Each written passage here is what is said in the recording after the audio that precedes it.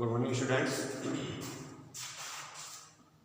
कल हमने बात की थी अपरिमित आकार की कुचालक पट्टिका के कारण विद्युत क्षेत्र की तीव्रता, इसके कारण हमने मान भी निकाला था E कुचालक बराबर सिग्मा अपॉन 2 एप्सिलॉन। आज हम बात करेंगे अपरिमित आकार की समरूप आवेशित चालक परत के कारण विद्युत क्षेत्र। किसके कारण ज्ञात करना चाहते हैं स्टूडेंट्स? चालक परत के कारण।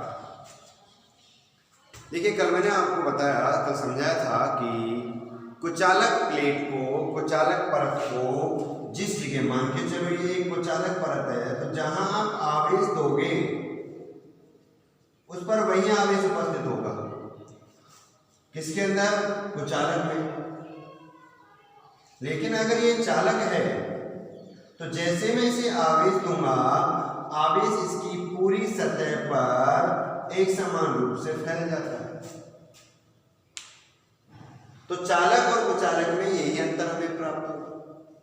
नंबर 2, अगर हम इसकी दिशा की बात करें कि चालक परत के कारण उत्पन्न विद्युत क्षेत्र की दिशा किस ओर प्राप्त होगी, तो सेम कुचालक की तरह पृष्ठ के लंबवत बहिर्मुखी या अंतर्मुखी आपको प्राप्त होगी। अब हम बात करें विद्युत क्षेत्र की कि हम एक चालक परत के कारण विद्युत क्षेत्र का मान कैसे ज्ञात कर सकते हैं। तो मान के चलें कि आपके पास में ये एक चालक परत है ABCD,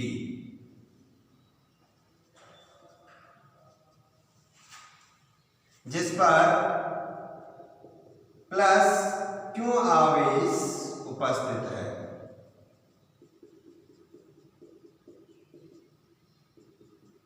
इस तरह समान रूप से, एक समान रूप से प्लस Q आवेश इस पर उपस्थित है। इसके कारण हम क्या ज्ञात करना चाहते हैं? विद्युत क्षेत्र की तीव्रता ज्ञात करना चाहते हैं। यहां प्लस Q आवेश इस पर उपस्थित है, जिसका पृष्ठ आवेश घनत्व, पृष्ठ आवेश घनत्व सिग्मा आपके पास है। इसके कारण विद्युत क्षेत्र की तीव्रता ज्ञात करने के लिए एक R लंबाई का बेलनाकार गाउसीय पृष्ठ हम लेते हैं। एक R लंबाई का ये बेलनाकार गाउसीय पृष्ठ हमने लिया, जिसके सापेक्ष इस तरह से आपको विद्युत क्षेत्र की तीव्रता हमें प्राप्त होती है। पृष्ठ के लंबवत हमें प्राप्त होगी। तो इस पर, जिसके इस वृत्ताकार भाग पर बिंदु P स्थित है, इस पर हम क्या ज्ञात करना चाहते हैं? विद्युत क्षेत्र की तीव्रता ज्ञात करना चाहते हैं। तो इसके कारण विद्युत क्षेत्र की तीव्रता ज्ञात करने के लिए इस बेलन से संबद्ध हमें क्या ज्ञात करना होगा? विद्युत फ्लक्स हमें ज्ञात करना होगा। हम जानना चाहेंगे बेलन से संबद्ध विद्युत फ्लक्स का मान। अब इस बेलन से संबद्ध विद्युत फ्लक्स का मान ज्ञात करने के लिए इस बेलन को 3 हिस्सों में डिवाइड कर देते हैं। 3 भाग इसके हम बना देते हैं। पहला भाग बनेगा बायां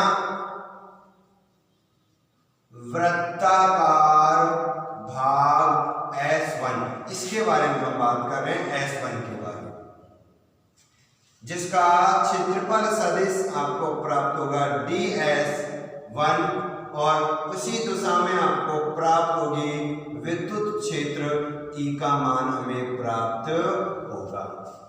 अर्थात E पैरेलल होगा DS1 के, जो थीटा होगा 0 डिग्री।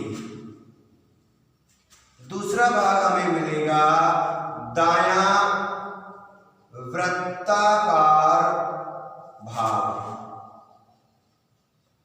S2 S2, हम इसके बारे में यहां पर हम बात करें S2, तो इसके कारण में इसका क्षेत्रफल सदिश हमें मिलेगा DS2 और विद्युत क्षेत्र में उसी दिशा में प्राप्त होगा ES। देखिए याद है यहाँ विद्युत क्षेत्र का मान हमें क्या प्राप्त होता है, 0 हमें प्राप्त होगा। दैट्स ऑफ रीजन, क्योंकि चालक प्लेट के अंदर किसी प्रकार का कोई आवेश नहीं है, इसलिए यहाँ कोई भी विद्युत क्षेत्र उत्पन्न नहीं होगा। अर्थात वृत्ताकार दायां जो भाग S2 है उसके लिए E का मान आपको क्या प्राप्त होता है, 0 हमें प्राप्त होता है। नंबर 3, वक्र पृष्ठ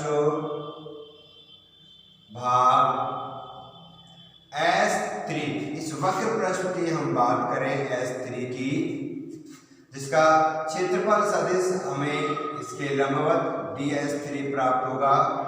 विद्युत क्षेत्र हमें इस ओर प्राप्त हो रहा है। अच्छा देखो, क्षेत्रफल सदिश ऊपर की ओर और विद्युत क्षेत्र इधर जा रहा है, इसका मतलब E वेक्टर लंबवत है DS3 के। सो थीटा का मान आपको मिलेगा 90 degree.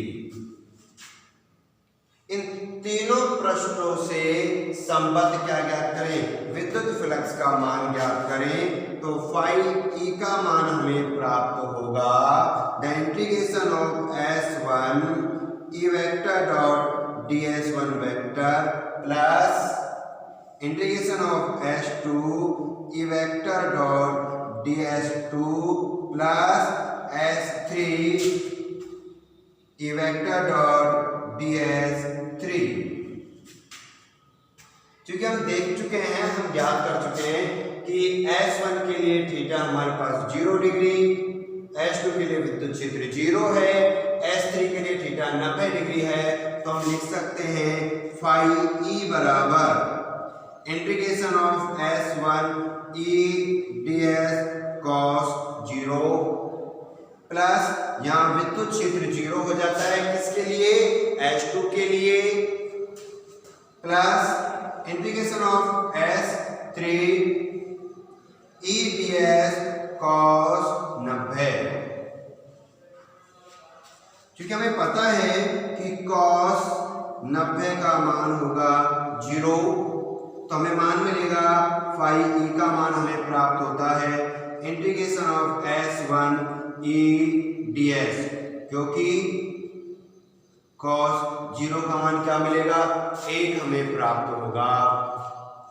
E ds plus 0 plus 0, यहां से अगर हम मान ज्ञात करें तो फाई E बराबर आपको प्राप्त होगा E integration of S1 ds1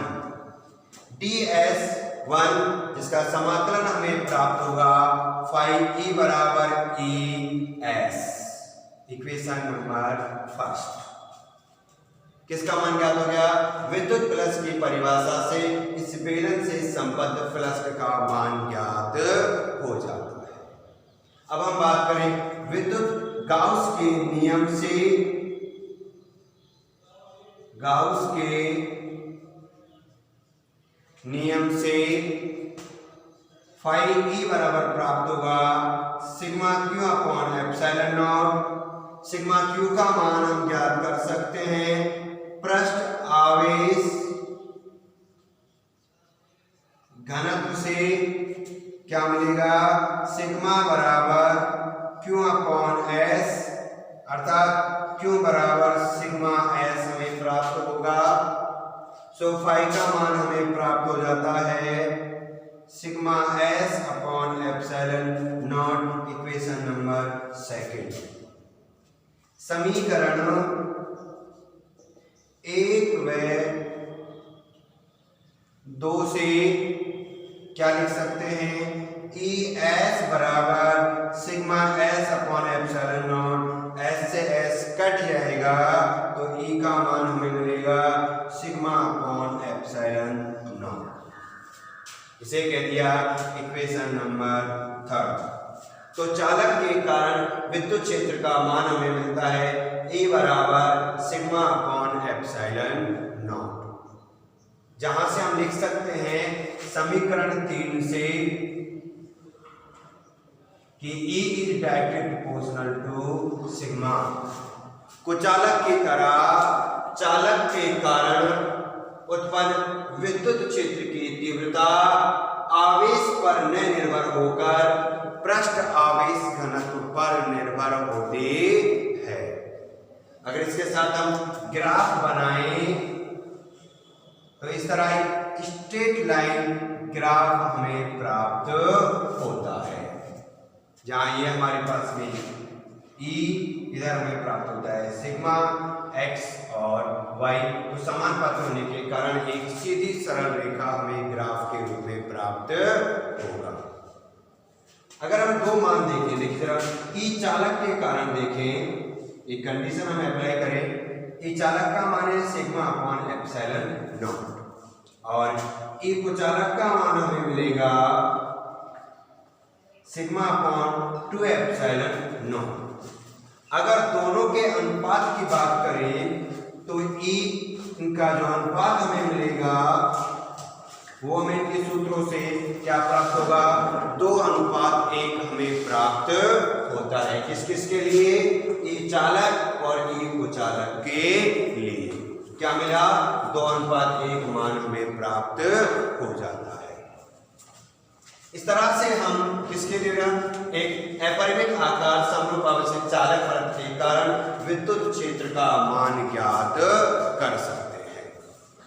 यहीं पे एक छोटा सा समेटर पॉइंट्स हम यहाँ देखें, एक हिस्से के बारे में हम बात करें। क्या देखिए,